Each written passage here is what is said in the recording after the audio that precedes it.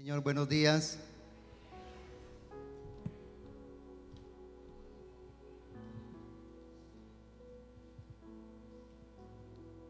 Incline conmigo su rostro, por favor.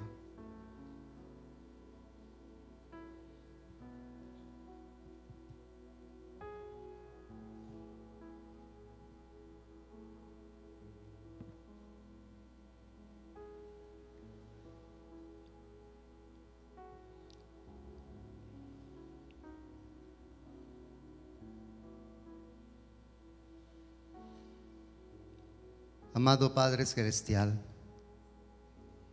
esta es una mañana en la que venimos delante de ti a expresar nuestra fe, nuestra devoción, nuestra gratitud, nuestro amor, nuestra confianza en ti, que hemos creído tu verdad y tu palabra. Y no solamente con la convicción de nuestro corazón, sino con el hacer, el actuar de nuestras vidas. Estamos mostrándote hoy que tú eres nuestro Dios, que reconocemos que tú eres nuestro Dios y que eres el dador de la vida y el sustentador de esa vida en cada uno de nosotros. Tu palabra nos enseña: y conoceréis la verdad, y la verdad os hará libres. Que la verdad de tu palabra esta mañana, Señor, al ser expuesta por medio de tu Espíritu, nos sea revelada y enseñada a nuestro corazón, y nos ayudes a caminar en tu voluntad. Esta voluntad que es la que pedimos hoy, Señor, que nos ayudes a caminar en ella, la verdad y la voluntad de tu palabra, en el nombre de Jesús. Y los que creemos esto decimos fuerte: amén. Vamos al libro de Proverbios, capítulo 3, versículos 9 y 10.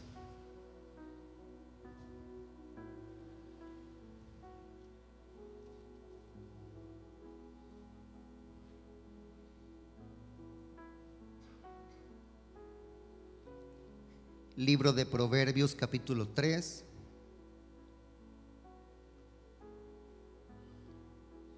verso 9 y 10.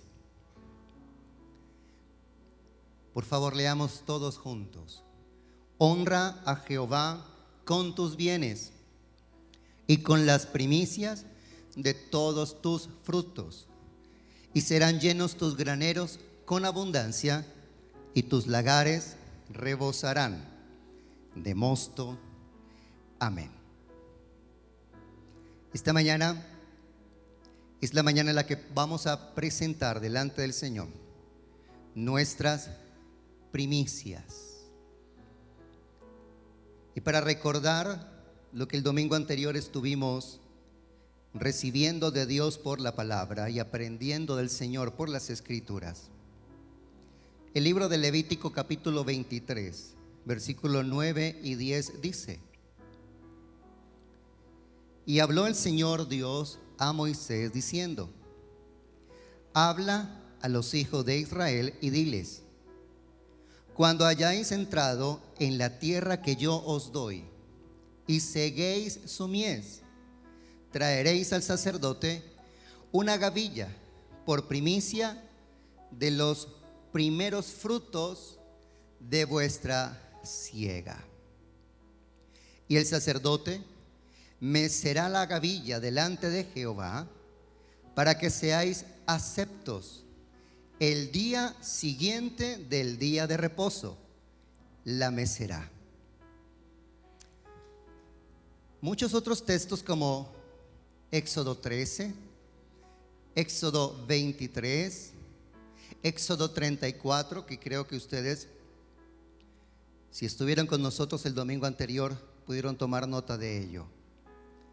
Vimos por las Escrituras qué fue lo que el Señor dio como mandamiento para su pueblo Israel: dar al Señor de lo primero que se recoge de la cosecha, entre los primeros frutos que se cosecha, escogieran una parte especial para traerle a la casa del Señor como un acto de honra y de reconocimiento del inicio del tiempo de la provisión, que para ellos, básicamente con la ganadería y con la agricultura, era el medio o la forma de sustento para ellos, en lo material, la provisión material para ellos. El Señor dijo: cuando nazca el primer cordero, cuando nazca el primer becerro, ese primero lo van a presentar al Señor, lo van a dar al Señor como una ofrenda de primicia. No podía ser el segundo, no podía ser el último, debía ser el primero. El Señor dijo que cuando a través de la Pascua, Éxodo capítulo 13 y Éxodo capítulo 14 muestra la salida de Israel de la esclavitud de Egipto, gracias a que ellos, siguiendo la orden de Dios y la instrucción de Dios, sacrificaron un cordero con las especificaciones que el Señor les había dicho. Debía ser primogénito, debía ser macho, debía ser de 1 año de edad y no podía haber en él, en este animal, ninguna imperfección. Al sacrificarlo y al poner el testimonio del sacrificio de este animal con la sangre en sus puertas y en los dinteles de su casa, el ángel de la muerte que vino para la última plaga en Egipto, la muerte, no tocó, no entró para traer muerte a ningún lugar donde estaba la sangre de este cordero. Y esa noche ellos salen sanos, porque habiendo comido ese cordero asado con panes sin levaduras y hierbas amargas, sus cuerpos recibieron por el poder de Dios sanidad de toda enfermedad.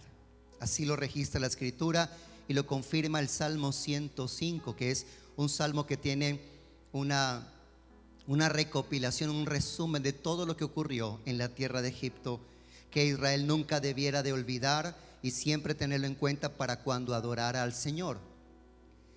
Libres, sanos, y además milagrosamente esa noche, cuando ellos salen de Egipto, las posesiones y las riquezas de los egipcios vinieron a estar a las manos de los hebreos, de los israelitas. Salen libres, sanos y con riquezas para adorar a Dios, encontrándose con Él en el monte Sinaí, donde luego Dios haría con ellos ese pacto llamado el pacto de Sinaí, donde les entregó las 2 tablas de la ley, los 10 mandamientos, y donde ellos se comprometieron: seremos tu pueblo y tú serás nuestro Dios. Allí el Señor les hace una promesa: ninguna de las plagas ni enfermedades que envié a Egipto las enviaré a vosotros, y yo voy a bendecir tu pan y tus aguas. Y eso está en Éxodo 15, porque yo soy Jehová, y en el hebreo Yahweh Rafa, que significa Jehová el sanador o Jehová tu sanador. Y es allí, por todo el beneficio que ellos reciben, que el Señor les dice: cada año, por esta misma fecha, ustedes van a recordar lo sucedido, nuevamente sacrificando un cordero por el mismo día, a la misma hora, para que ellos a las siguientes generaciones comunicaran lo que Dios había hecho y el beneficio que ellos habían recibido como nación a causa de este cordero. Esto apuntaba hacia el futuro, para que cuando el Mesías del Señor, el Mesías prometido, viniera, ellos pudieran entender perfectamente por qué causa Dios había prometido enviar al Mesías, y ese Mesías no era nadie más o nadie mejor que el Hijo de Dios, el Verbo de Dios que se hizo carne, Jesucristo el Señor.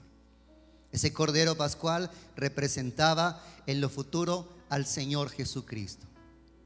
Y si tanto bien y beneficio les había producido a ellos el sacrificio de un animal, cuánto más el sacrificio del Hijo de Dios, santo y perfecto, que allí en la cruz del Calvario se estaba entregando para nuestra libertad, sanidad y para nuestra salvación, para la gloria de su nombre. Así que el Señor les dice cada primer mes del año, porque el Señor les cambia el calendario, Ese primer mes se llamó el mes de Abiub o de Nisan, como también se conoce. Y en el día 14 ustedes van a celebrar la Pascua. El día 14 del primer mes del año. Como el calendario que Dios estableció para ellos es diferente al de que tenemos nosotros, que es un calendario solar. El de ellos es un calendario lunar, basado en las estaciones lunares. Por eso ellos tienen unos años de 12 meses, aproximadamente de 27 y medio días o 28, y luego contrarrestan el faltante de los medios días de todo el año, sumándolo en ciertas épocas un 13º mes. Pero viene siendo más o menos en nuestro calendario solar, ubicados entre el tercer y cuarto mes del año. Por ejemplo, este año 2026, ¿cuándo sería el día 14 del primer mes de ellos? Sería exactamente el 3 de abril de este año, que es precisamente cuando recordaremos Viernes Santo. Pero también el Señor les dijo, el día 16, es decir, si la Pascua la celebraron el 14, el día 16 de ese mismo mes, como es la estación de primavera y comienzan las cosechas, el Señor les da este mandamiento: cuando la tierra les produzca los primeros frutos. Y si alguien ha estado asociado al campo y a la agricultura, sabe que los campos sembrados o los árboles no dan el fruto al mismo tiempo, todos los árboles, sino que casi como permitiéndole al campesino o al trabajador o al labriego de la tierra el poder disponer de tiempo para ir recogiendo la cosecha. Por ejemplo, los campos de maíz, los campos de sorgo, los campos de trigo. Comienza una parte de la tierra a mostrar esa semilla o ese color característico de la semilla cuando está a punto de ser recogida. O con los árboles, por ejemplo, frutales. Así que el Señor les dice, cuando comiencen los frutos del primer tiempo de la estación de los frutos, porque hay frutos que se dan una vez por año, hay otros frutos que se dan 2 veces en el año, y hay algunas otras cosechas que solo tardan 3 meses, pero son muy pocas. La mayoría son de 6 meses o de 1 año. Así que cuando comiencen ustedes a ver que la tierra les produce como el resultado de sus labores ese primer fruto, de ese primer fruto ustedes van a seleccionar y van a tomar algo para traer a la casa del Señor como un memorando, como un recordatorio de que de Dios viene la provisión, y que al hacer esto, que es un acto de honra, se estaba permitiendo que la bendición de Dios estuviera sobre el resto de la cosecha que todavía no se había dado completa.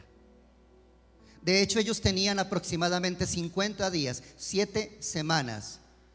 Allí el Señor luego les establece otra festividad llamada la festividad de las semanas, que es donde ellos inician el tiempo de la cosecha, y luego cuando están finalizando la cosecha, ellos se vuelven a reunir en la casa de Dios para traer otra primicia, pero final, donde están diciendo, terminamos, y de lo que terminamos, aquí hay también un recordatorio de que cuando iniciamos, Dios nos dio la bendición y hubo abundancia durante este tiempo.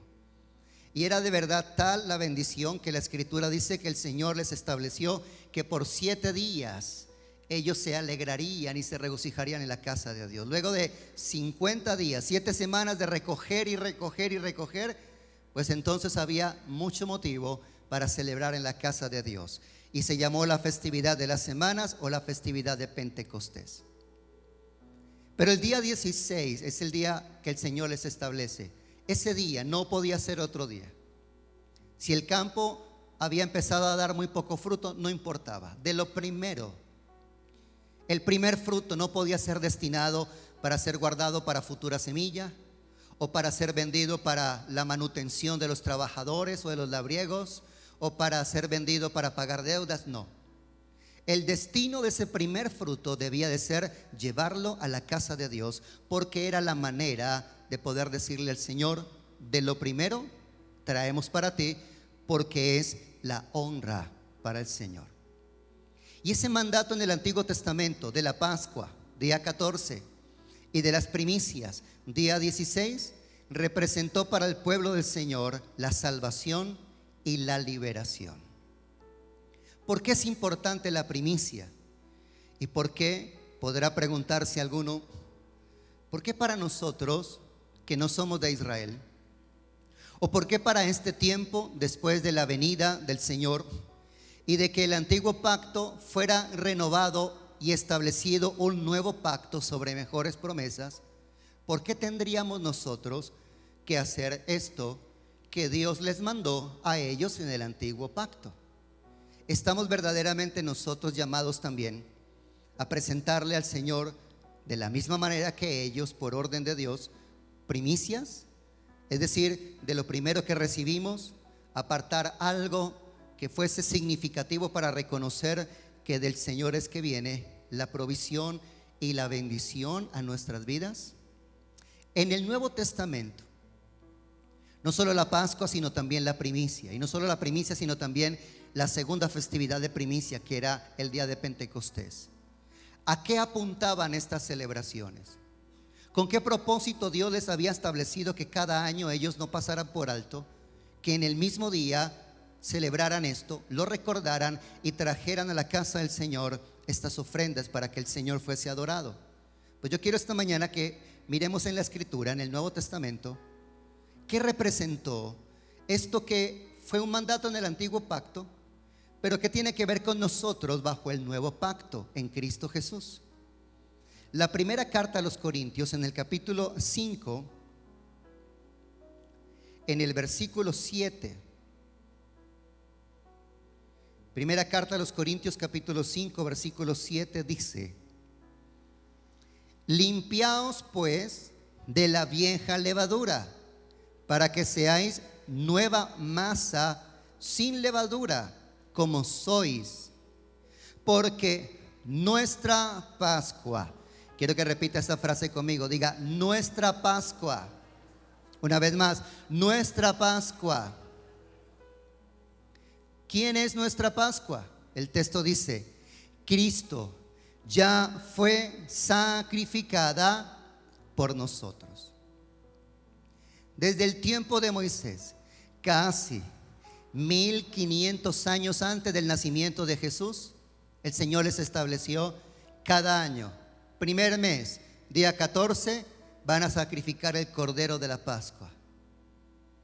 En medio de las 2 tardes, a las 3 de la tarde, iban a recordar esto. Y ahí comenzaba una semana entera en que ellos no podían tener en su casa, ni en sus mesas, ni en su cocina, ni en su alimentación, levadura. Los panes eran para esa festividad sin levadura.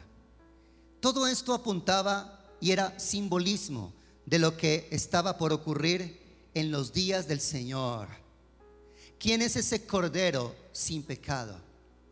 ¿Quién es ese que tuvo un cuerpo como el tuyo y el mío, carne humana, pero en cuya carne, en cuyo cuerpo no habitó el pecado, porque no hubo en él pecado, ni nació con pecado como nosotros lo hacemos? El Señor Jesucristo.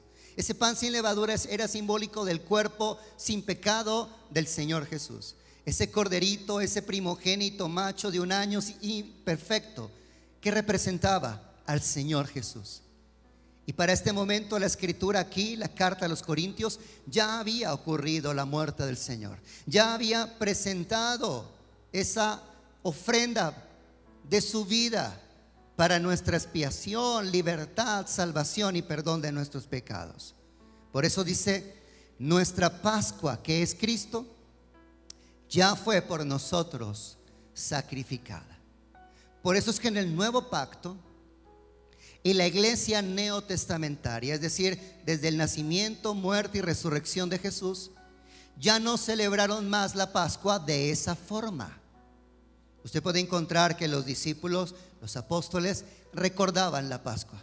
Pero ¿cómo la recordaban? Como el Señor se los ordenó, a través del partimiento del pan y de la copa. porque fue en la misma noche de Pascua cuando Él dijo: coman de este pan todos, porque este es mi cuerpo, que por vosotros es partido para remisión de los pecados, que por vosotros es molido, es triturado para la remisión de los pecados. Y beban de esta copa todos, porque esta es la copa del nuevo pacto en mi sangre.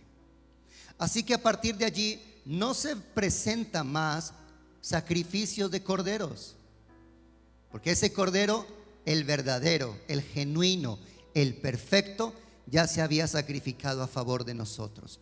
Pero la iglesia sí recordaba ese sacrificio a través de la cena, la ordenanza del partimiento del pan y el beber de la copa, o lo que conocemos como la cena del Señor. Cristo, diga conmigo, Cristo es nuestra Pascua. Ahora, la primera carta a los Corintios, en el capítulo 15, versículo 20 al 23. Para los que han leído la palabra de Dios y han notado lo que ocurrió. Si Jesús murió el día de Pascua, ¿cuándo fue que Jesús resucitó? Por supuesto, 3 días después. Es decir, si murió el viernes antes del día de reposo, y si resucitó el primer día de la semana, es decir, el domingo, ¿qué fecha, según el calendario, Jesús resucitó? Si prestaron atención, yo se los mencioné hace un momento. El 14 del primer mes, Pascua. El 16 del primer mes, primicias. Y si Jesús murió Pascua, ¿cuándo resucitó? Primicias. ¿Cuándo resucitó el Señor? En el día de primicias. Y la carta a los Corintios, aquí en el capítulo 15, versículo 20 al 23, dice: mas ahora Cristo ha resucitado de los muertos. Dígalo fuerte conmigo: primicias de los que durmieron es hecho.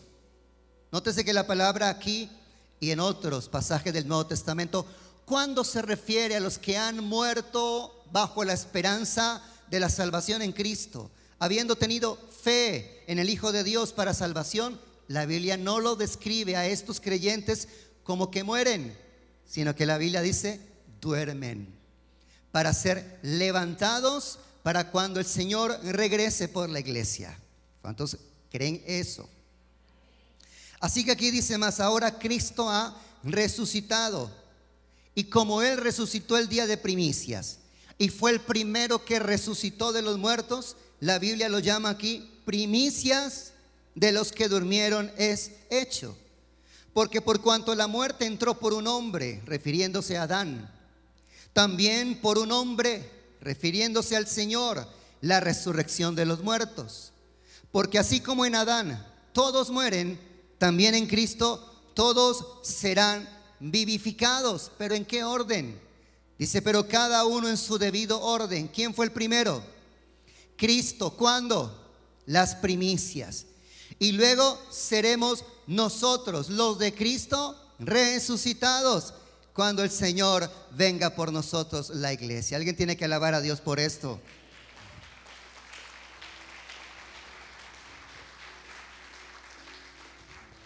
Así que nuestra Pascua es Cristo y nuestra primicia es Cristo. Qué bien, la iglesia está atenta esta mañana. Romanos capítulo 8, verso 23. Capítulo 8, versículo 23.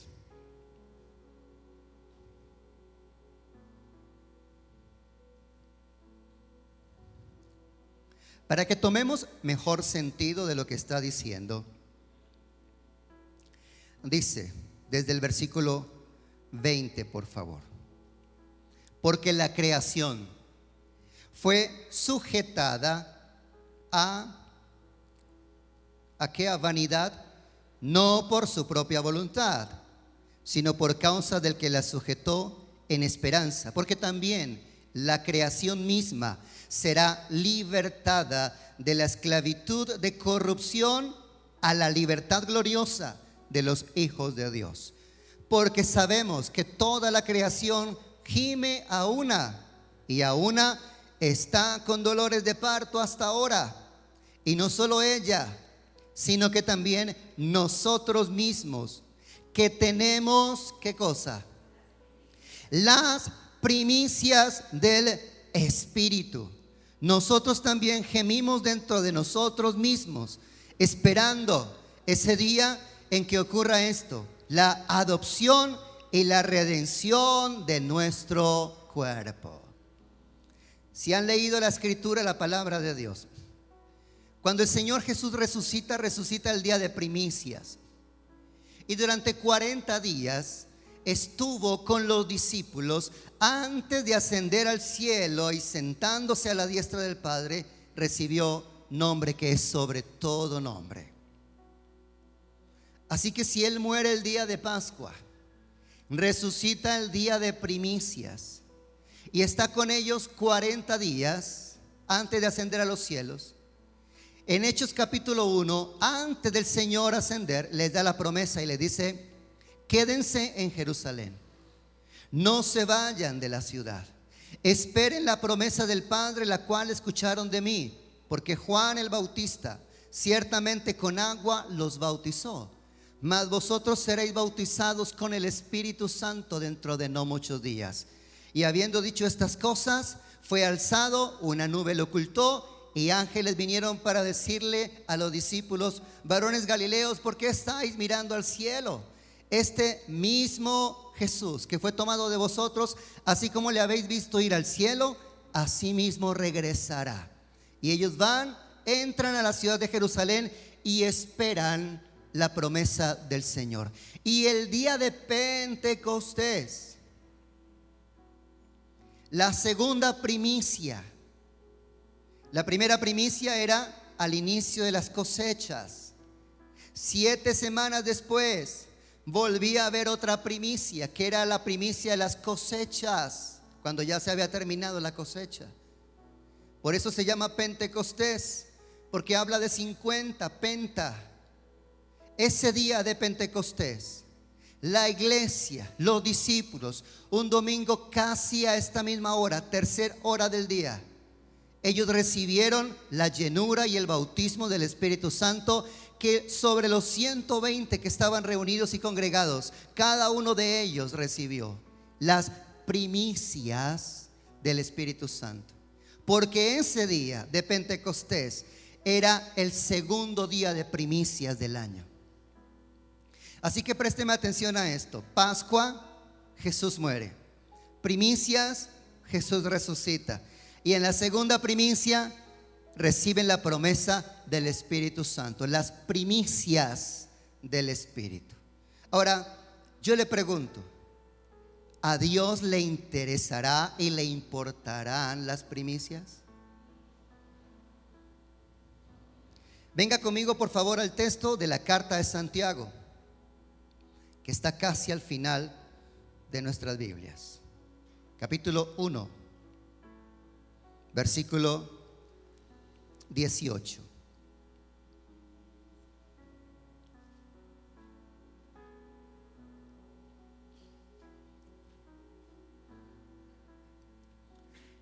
Capítulo 1, versículo 18.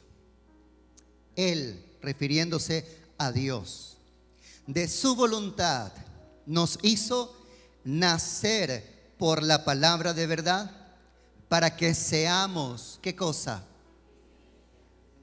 Primicias de sus criaturas. Dentro de toda la creación, dentro de todo el género humano, los creyentes son para Dios el fruto de primicias. Los que habiendo recibido el evangelio, la palabra de verdad, y habiendo creído en esa palabra, nacimos de nuevo por la fe en Jesús. Somos para Dios de entre todo el mundo sus primicias. Porque de entre todo el género humano en la tierra, el Señor quiere cosechar vidas para fruto de vida eterna. Pero los primeros frutos son los creyentes en Cristo Jesús. ¿Y cómo los llama allí la Biblia? Las primicias de sus criaturas. En Romanos capítulo 8, verso 23. Para afianzar, para confirmar lo que ya habíamos leído, dice Romanos 8:23 que nosotros tenemos las primicias del Espíritu. Nosotros tenemos las primicias del Espíritu. Así que para nosotros ahora, en el tiempo luego de la muerte y resurrección de Jesús, lo que se conoce en estudio bíblico como la dispensación de los tiempos, que la historia de la redención humana inicia desde el huerto de Edén, Adán, Noé, Abraham, el pueblo de Israel a través de Moisés, la venida del Mesías, la muerte y resurrección del Mesías, el inicio de la iglesia de Cristo, la segunda venida de Cristo, el reino milenial y luego el juicio final. 7 periodos o etapas en las que Dios interviene para la salvación de nuestras vidas o del género humano. En el tiempo en el que estamos, desde la muerte y resurrección de Jesús hasta que el Señor Jesucristo venga, es conocido en la Escritura como la dispensación o el tiempo en el que Dios está trayendo al hombre la oportunidad de recibir gratuitamente, pero a través de la fe en Jesús, la salvación de nuestras almas. Es lo que se conoce en teología como la dispensación de la gracia. En la gracia, nosotros no estamos obligados a cumplir las leyes del antiguo pacto. Pero no pensemos que porque no estamos obligados, esa obligación no significa que nosotros, para poder ser salvos, tengamos que cumplir las leyes del antiguo pacto. Entonces ya no traemos sacrificios de animales, como los holocaustos necesarios y requeridos para la expiación del pecado, como era antes de Cristo. Pero eso no significa que los principios no deban de ser vividos. Es decir, yo no estoy obligado, como antes de Cristo, por causa del pecado, a que el pueblo tenía sí o sí que cumplir con estos requerimientos que Dios había establecido en lo que se llamó el pacto de la ley o el pacto de Sinaí. Por eso Jesús en el Nuevo Testamento dice: no piensen que he venido a abrogar la ley. La palabra abrogar significa derogar o significa quitarle validez. Él dice: yo no he venido para abrogar la ley, yo he venido para cumplir la ley. Y luego cuando resucita y comienza el periodo de la iglesia, los creyentes en Cristo, la iglesia ya no presenta sacrificios de animales. ¿Por qué? Porque ya hubo un sacrificio superior y mejor. Pero los principios de vida, de verdad, de honestidad, de santidad, tienen que ser vividos, no como un requisito para la salvación, sino como un testimonio de que por Él ya fuimos salvos por gracia. Por ejemplo, recuérdeme cada uno de los mandamientos de los 10 que están en Éxodo capítulo 20, Deuteronomio capítulo 5. Yo le pregunto, ¿cuál de esos 10 mandamientos hoy, desde la muerte y resurrección de Jesús, no estamos llamados a vivir? ¿Cuál de esos no estamos llamados a vivir? Ninguno, ¿verdad? Todos. Porque la ley fue dada por Dios para establecer el orden de Dios en la tierra. Y cuando nosotros nos sometemos a esa ley de Dios, estamos bajo el gobierno de Dios. Entonces, en el nuevo pacto, en la dispensación de la gracia, los principios siguen vigentes.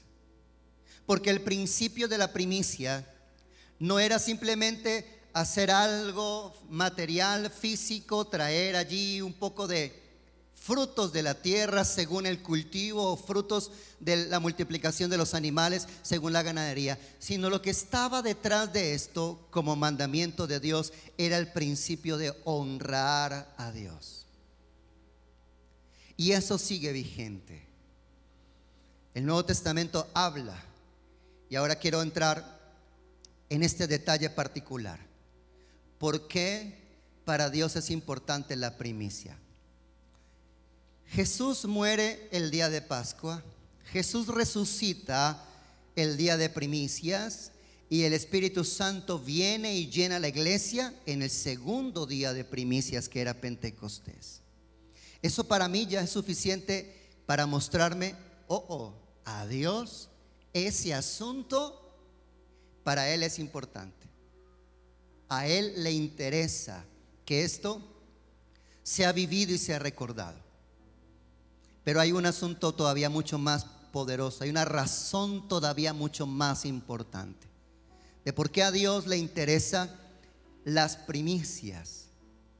Y yo quiero que venga conmigo, por favor, al Evangelio de Juan. En el Evangelio de Juan, en cualquier versión que tú puedas leer de la Escritura, es fácil identificar quién es aquel que se hizo carne. Para cuando se introdujo en el mundo como quien le conocemos en verdad ahora, Jesús, el Hijo de Dios, ¿cómo era llamado desde que estaba en la misma gloria y majestad, siendo Dios juntamente con Dios, el Padre? Aquí Juan capítulo 1 lo presenta así, dice: en el principio, diga conmigo, en el principio. Cuando todo tiene un inicio, cuando se da origen a todas las cosas, dice, era el verbo. Y esa palabra era significa que está antes de que todo tuvo un inicio. En el principio ya estaba el verbo. Por eso hay otra traducción que así es como la traduce. En la Reina Valera dice: en el principio era el verbo, y el verbo era con Dios, y el verbo era Dios. Diga conmigo: era con Dios y era Dios. Esto es doctrina básica. Esto tiene que ver con la fe de nosotros como creyentes. Para nosotros, Jesús no fue solamente un buen hombre. No fue solamente alguien que enseñó sobre moralidad o piedad. No solamente fue un mensajero de Dios o un personaje principal de la historia de la humanidad. Jesús era Dios. Con Dios estaba. Y desde antes de que todo tuviera un inicio. Este era en el principio con Dios. Y esta es la cuarta vez en solo 2 versos que me dice que Él, Jesús, el verbo, estaba con Dios. Era Dios y desde el principio ya estaba antes. Todas las cosas, verso 3, todas las cosas, diga conmigo, todas las cosas. Una vez más, y vas a ver por qué le hago énfasis en esto. Todas las cosas por Él fueron hechas, y sin Él nada de lo que ha sido hecho fue hecho. El verbo en el principio ya era con Dios, era Dios, y por Él todo fue hecho. Nada ha sido creado sin que Él estuviera allí y sin que Él hubiera intervenido para que todo fuese traído a existencia. Entonces estaría bien que nosotros podamos decir que fue Jesús el autor de todo lo creado. ¿Está usted de acuerdo según lo que acaba de leer conmigo? No solamente lo que fue creado, sino lo que tiene vida. porque el verso siguiente dice: en él estaba la vida, y la vida era la luz de los hombres. Ahora lea conmigo el versículo 14. Y aquel verbo fue hecho carne, se hizo humano y habitó entre nosotros. Y aquí Juan, el escritor del Evangelio, dice: vimos su gloria. Gloria, ¿como de qué? Como del unigénito Hijo del Padre, lleno de gracia y de verdad. Ahora el versículo 18. A Dios nadie le vio jamás, pero el unigénito Hijo que está en el seno del Padre, Él le ha dado a conocer. Luego de que el Verbo se hace carne y se introduce en el mundo, ¿cómo es llamado? Hijo unigénito. Porque para ese momento Dios no tenía hijos. El hombre había perdido desde Adán por el pecado esa condición de hijo. Adán fue llamado hijo de Dios, pero luego del pecado, criatura de Dios. Y a partir de ahí, pueblo de Dios, nación de Dios, pero nunca familia de Dios ni hijos de Dios.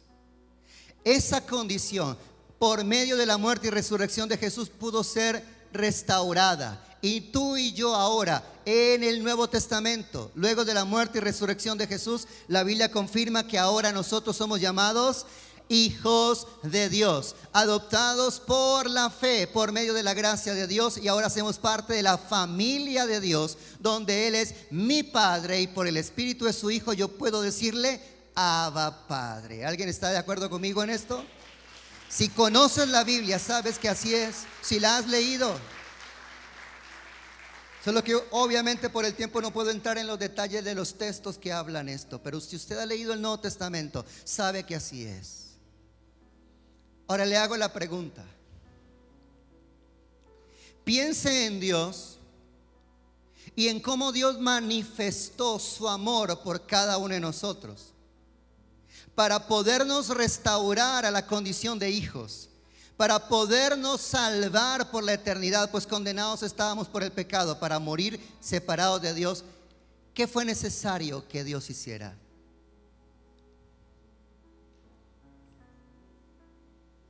Ok, tuvo que dar y tuvo que entregar y tuvo que sacrificar.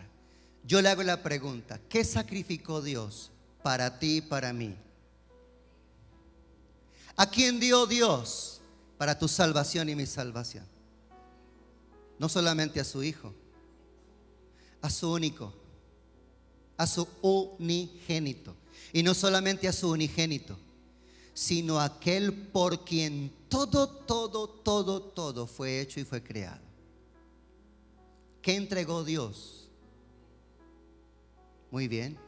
Ahora, si Dios viene y hace todo eso por mí y para mí, ¿ustedes creen que es una gran demanda que nosotros también podamos identificarnos con el amor de Dios para con nosotros, en venir a ese nivel de entrega que tuvo Dios para contigo y para conmigo cuando Él entregó lo mejor y lo primero para nuestra salvación?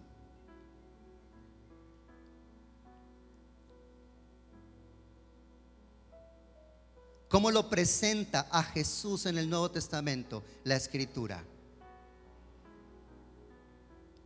Romanos capítulo 8. Usted ya leyó conmigo cómo fue llamado aquí antes, cuando fue introducido al mundo. Para cuando la vida y la ofrenda de la vida del Hijo de Dios ya se fue presentada, ya fue sacrificada, y el resultado de esa muerte y a través de la confirmación que vino con la resurrección, ¿cómo es llamado a partir de ahí Jesús? Romanos capítulo 8 versículo 29 dice: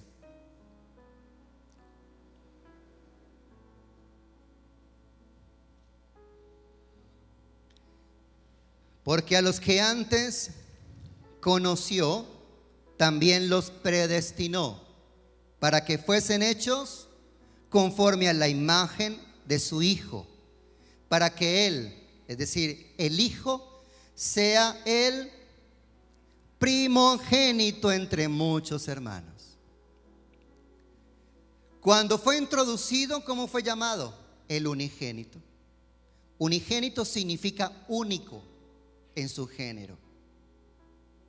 Pero aquí está diciendo que para que fuésemos nosotros traídos, alcanzados por Dios, llamados a salvación, ahora nosotros que también vinimos a ser hijos, eso ahora lo establece a Él, el que había sido puesto por Dios como unigénito, único, ya no es el único, porque ahora Él no es el único hijo. Ahora hay muchos hijos de Dios y de esos están también aquí esta mañana. Por eso es que aquí es llamado, a partir de ese momento, es llamado como el primero entre otros. Eso es lo que significa primogénito. Hay una diferencia entre unigénito, que significa único en su género, y primogénito, que significa primero entre otros. Ahora le hago la pregunta: ¿a quién, según este versículo, entregó Dios? Lo dio Dios, de Él se despojó para tu bendición, salvación y restauración a la condición de hijo. Al primogénito. Muy bien. Colosenses capítulo 1, verso 15.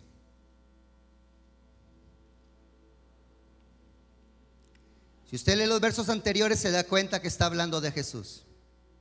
Y siguiendo ese orden de idea, dice Él. ¿Quién es o a quién se refiere Él? A Jesús. Él es la imagen del Dios invisible. Diga conmigo: el primogénito de toda creación. Porque en Él fueron creadas todas las cosas, las que hay en los cielos y las que hay en la tierra, las que se ven, materiales, tangibles, como las que no se ven, que hacen parte del reino espiritual. Sean tronos, sean dominios, sean principados, sean potestades, todo, diga conmigo esa palabra, todo fue hecho, todo fue creado por medio de Él. Y acá agrega algo más: y para Él. Todo fue creado por medio de Él y para Él. Y Él es antes de todas las cosas. Y todas las cosas en Él, gracias a Él, se sostienen, viven, subsisten. Y Él es la cabeza del cuerpo, que es la iglesia. Él, que es el principio, el primogénito de entre los muertos, para que en todo tenga la preeminencia, por cuanto agradó al Padre que en Él habitase toda plenitud, y por medio de Él reconciliar consigo todas las cosas, las que están en los cielos, las que están en la tierra, haciendo la paz mediante la sangre de su cruz. Diga conmigo: primogénito. Vuelvo y le hago la pregunta: ¿a quién dio, a quién entregó Dios para tu salvación y mi salvación? Apocalipsis capítulo 1.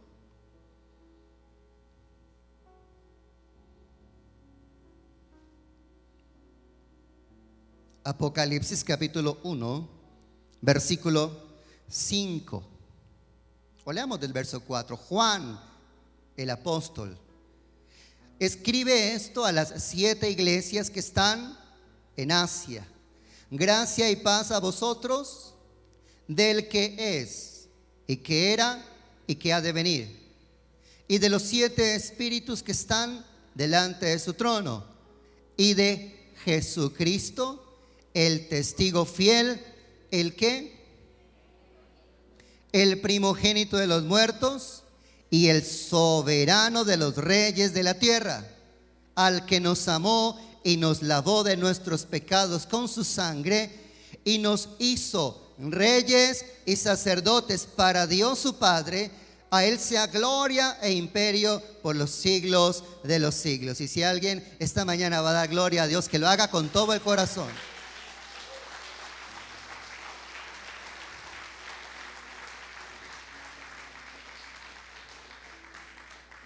El primogénito de entre los muertos.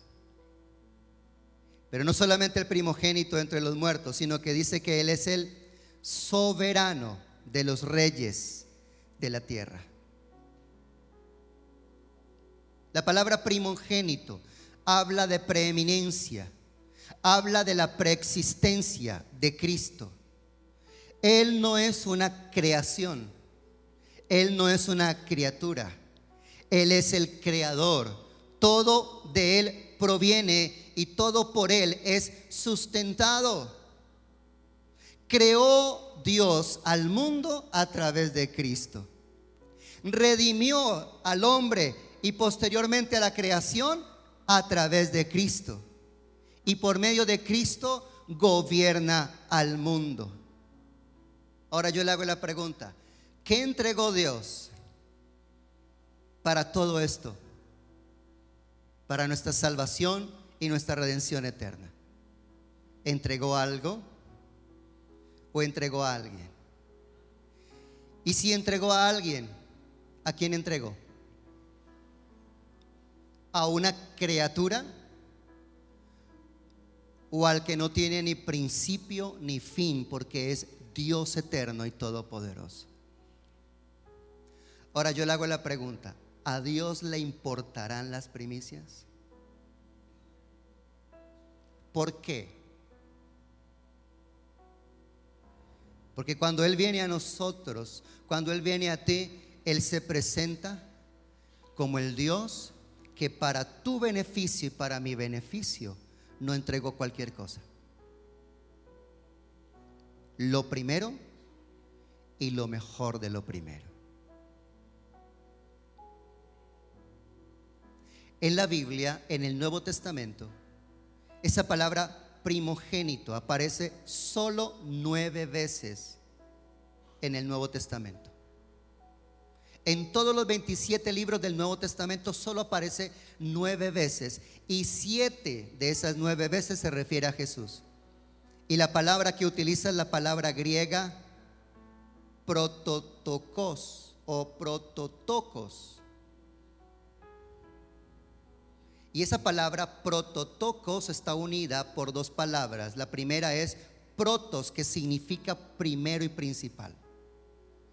Y la otra palabra ticto, que dice producir, llamar a existencia, dar a luz y nacer.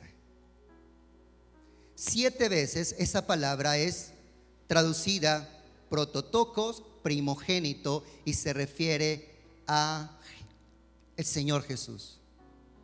Y si usted es estudioso de la Biblia, se las voy a dar los versículos donde está: Mateo 1:25, Lucas 2:7, Romanos 8:29, Colosenses 1:15 al 18, Hebreos 1:6, Hebreos 11:28, Apocalipsis 12:23 y Apocalipsis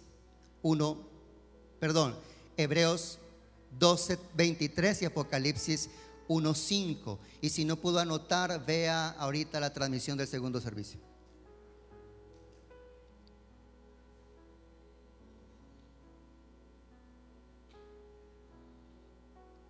Venga rápidamente conmigo a esta lectura del libro de Génesis capítulo 22.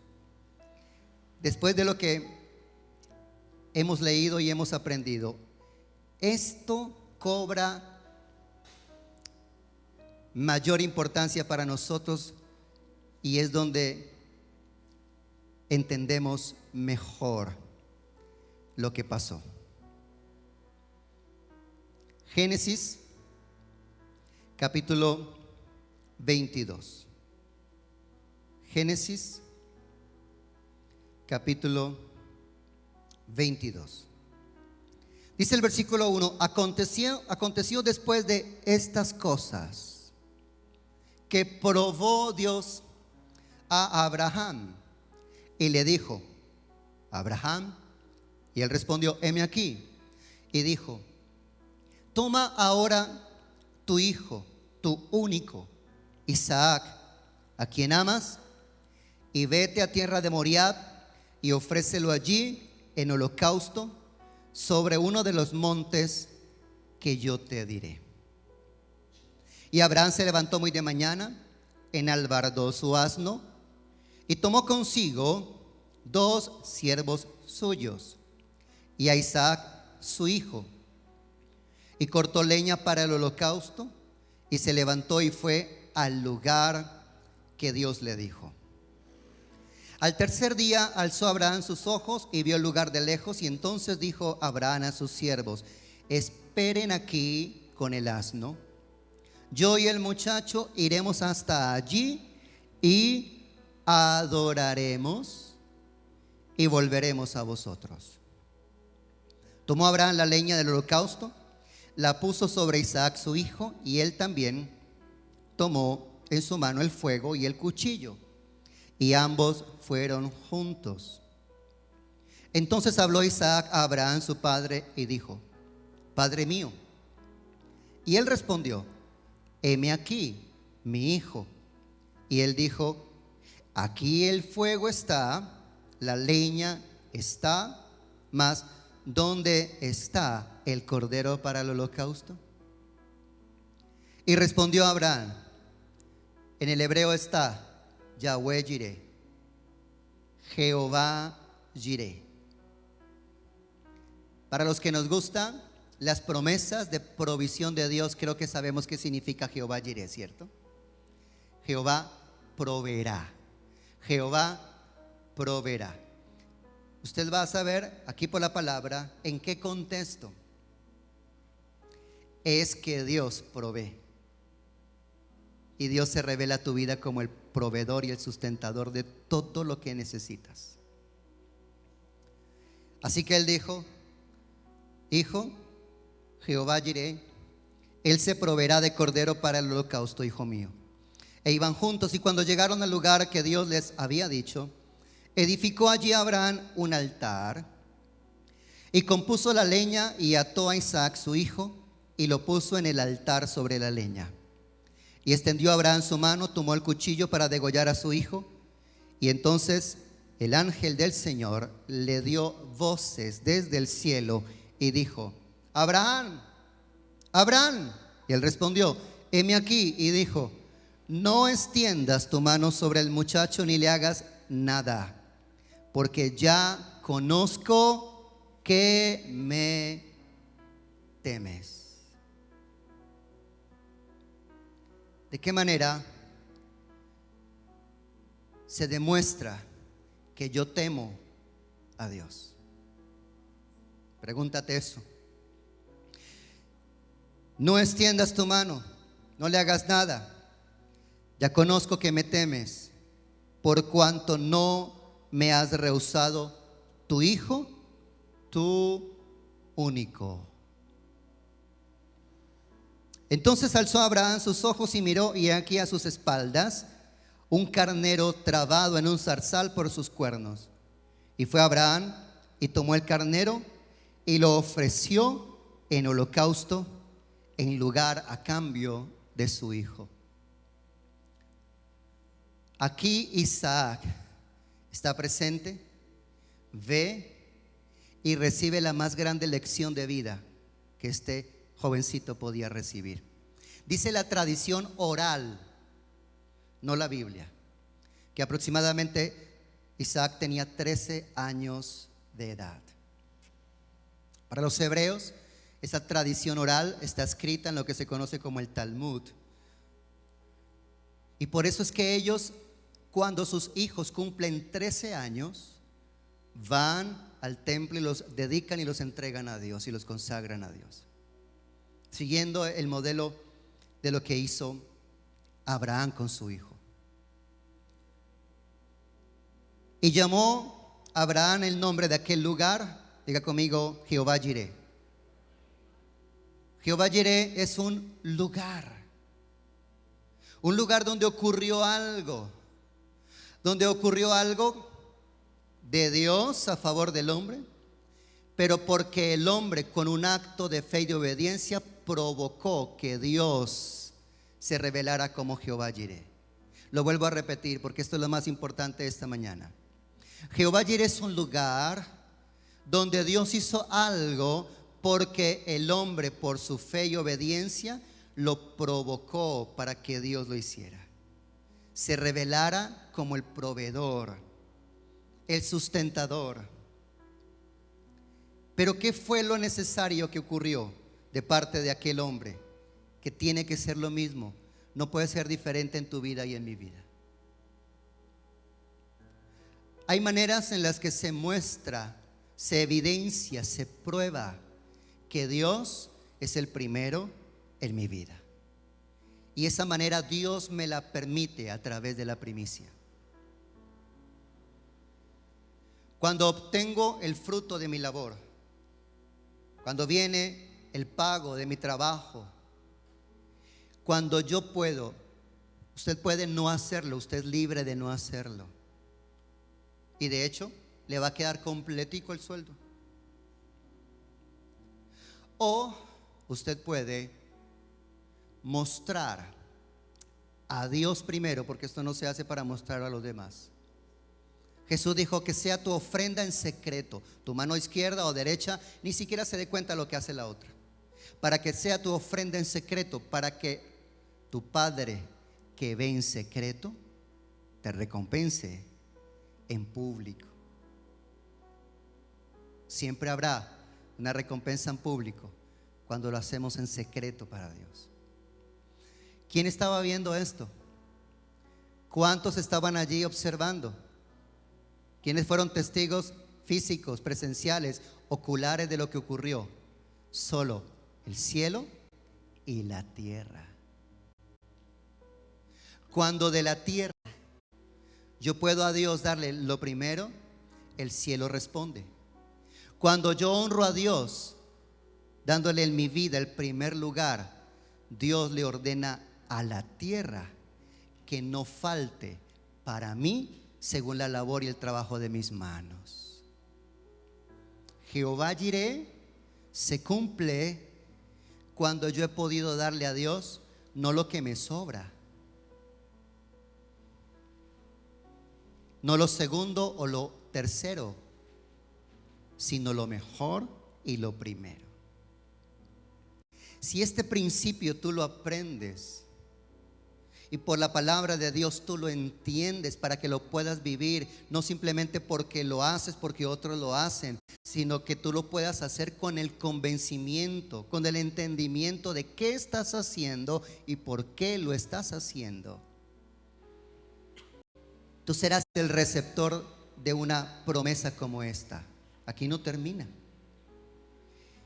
Y por segunda vez el Señor habla con Abraham y le dice: por mí mismo he jurado, dice Jehová, que por cuanto esto has hecho y no me has rehusado tu hijo, tu único hijo, de cierto te bendeciré y multiplicaré tu descendencia como las estrellas del cielo, como las estrellas que están en el cielo, como la arena que está a la orilla del mar, y tu descendencia poseerá las puertas de sus enemigos. En tu simiente serán benditas todas las naciones de la tierra, por cuanto obedeciste a mi voz. Se requiere de un acto, de un hecho que expresa y manifiesta mi obediencia a Dios. Eso es tu asunto con Dios. Aquí en la tierra no somos jueces ni verdugos de nadie. Aquí no podemos ni juzgar, ni criticar, ni censurar al que lo hace o al que no lo hace. No estamos llamados a eso. Pero si hay una verdad, y es que Dios viene. Voy a usar la figura con el respeto que Dios debe merecernos de cada uno de nosotros. El Padre, Dios el Padre, viene a la humanidad y dice: para tu salvación, libertad, sanidad, redención, yo voy a entregar mi hijo, mi único. Y Abraham en este caso responde ¿cómo? Y Abraham no sabía lo que Dios iba a hacer. Abraham no sabía que Dios había de entregar su hijo. Y cuando Abraham puede obedecer a Dios y dice, mi único, al que amo para ti, Dios dice, estás a mi nivel. Con hombres como tú, con mujeres como tú, yo entro en un pacto de promesa de bendición para ti y para los tuyos. En cambio, pudo haber hecho Abraham lo siguiente: pero yo te lo pedí, pero tú me lo prometiste, pero tú me lo diste y ahora me lo vas a quitar. No, Señor, no lo entiendo. Qué malo eres, qué egoísta eres. No, Señor, yo lo quiero para mí, lo quiero disfrutar, lo quiero tener, no lo quiero perder. Dios pudo haber dicho, bien, y hubiese estado buscando a alguien, otro. Pero ¿por qué Abraham tiene la promesa más grande que cualquier otro ser humano haya recibido? Porque se igualó a Dios. Le hago la pregunta: ¿a Dios le importarán las primicias? Dedúzcalo usted.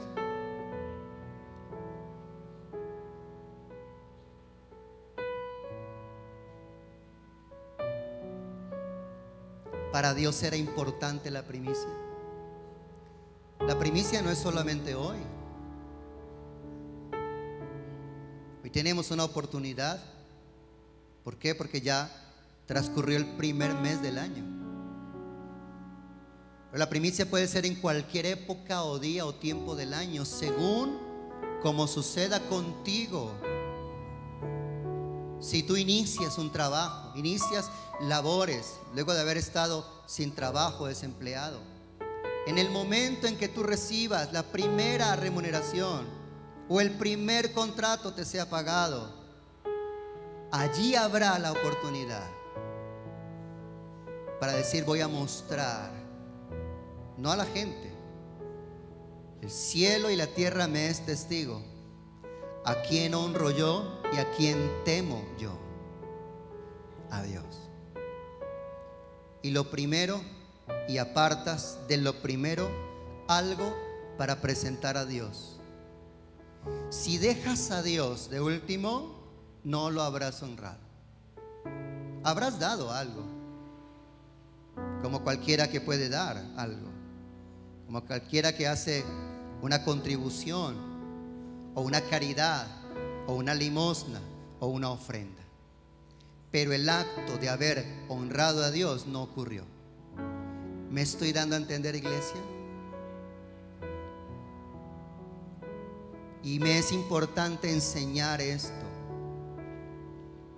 porque esto no se trata de finanzas para la iglesia. La iglesia es del Señor, y a través de quien quiera Dios usar, Dios provee a la iglesia para el ministerio, para el desarrollo del trabajo de la iglesia. Esto no es manipulación de las finanzas de los hombres y mujeres de la iglesia.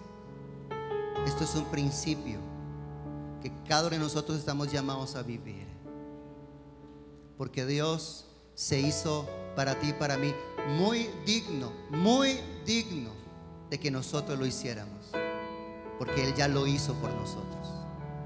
Nosotros respondemos a Dios de la misma manera. Colócate en pie conmigo, por favor. Y ahora sí, si tienes en tu mano de manera física el fruto, el producto de esa primicia en ese sobre,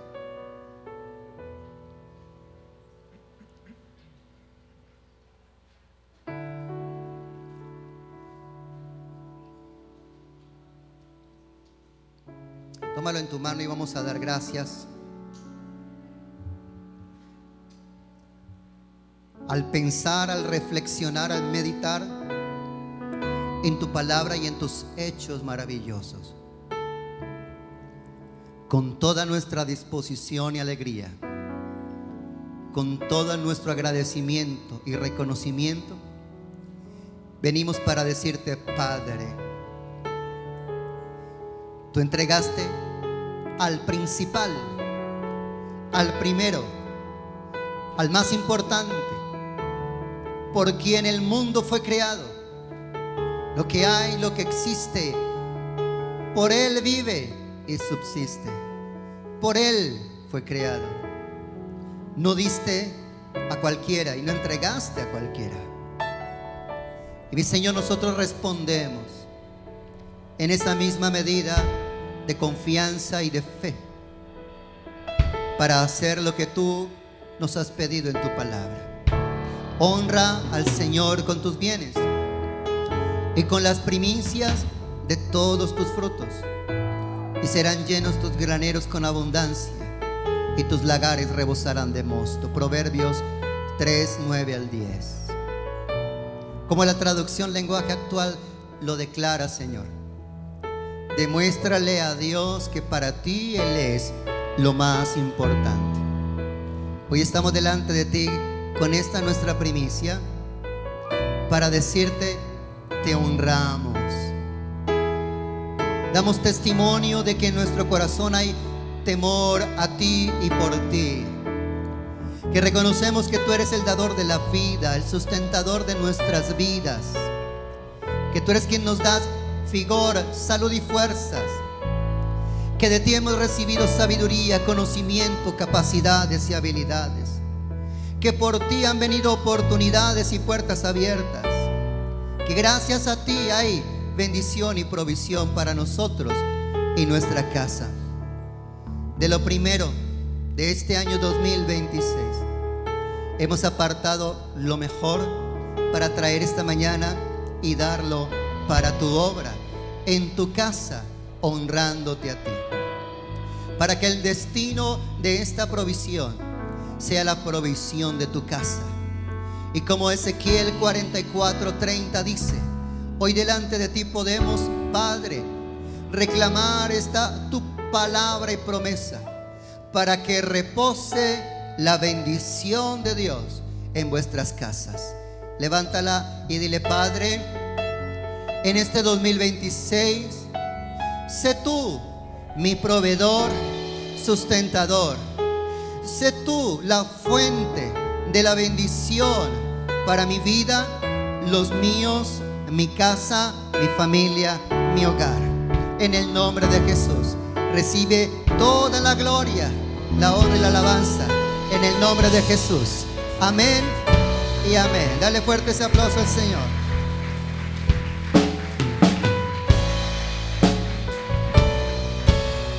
Amado, ahora aquí delante está esta mesa como un altar, para que puedas venir y colocar allí tu primicia voluntariamente. Esto simplemente es una manera de hacerlo visible. Ustedes pueden ver algo de lo que son los frutos de la tierra, como era ordenado por Dios en la palabra. Pero es un símbolo. Y así como ustedes los ven, escogidos, selectos, que a vista se ven los mejores posibles que hemos podido adquirir y conseguir de lo que produce la tierra, quede en su corazón esa imagen, que a Dios le damos lo mejor de lo primero, porque Dios es el primero de nuestras vidas. Amén. Pasa adelante, por favor, y coloca allí esa ofrenda de primicias esta mañana, y adoremos al Señor. Aquí estoy, te ofrezco todo lo que soy.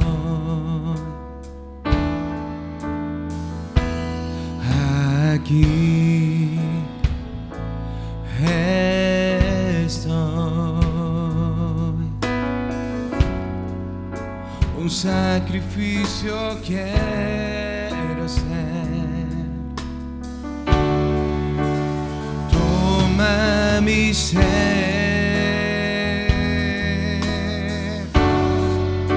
mi vida entrego a ti, porque tú eres mi Dios, eres digno de adoración, una ofrenda de amor seré para ti.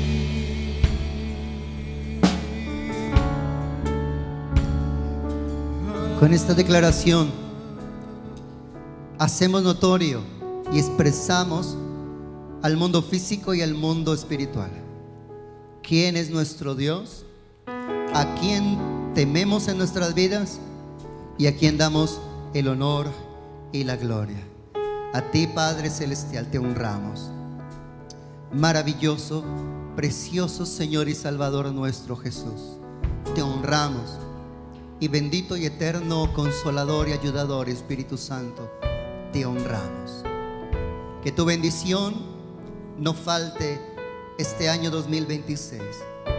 Cada uno de los días, semanas y meses de este año, Padre, que tú seas Jehová Jireh para cada una de las familias de tus hijos y de tu pueblo, en el nombre que es sobre todo nombre. Amada iglesia, te bendigo, que alcances delante de Dios la gracia y el favor que por la fe y la obediencia Abraham alcanzó delante de Dios, y que las mismas promesas de Abraham, como está escrito en las Sagradas Escrituras, de las cuales somos herederos en Cristo Jesús, vengan para ti, para tu casa, para ti, para tu familia en este 2026. En el nombre del Padre, del Hijo Jesucristo y del Espíritu Santo de Dios. Y el pueblo de Dios decimos fuerte: amén.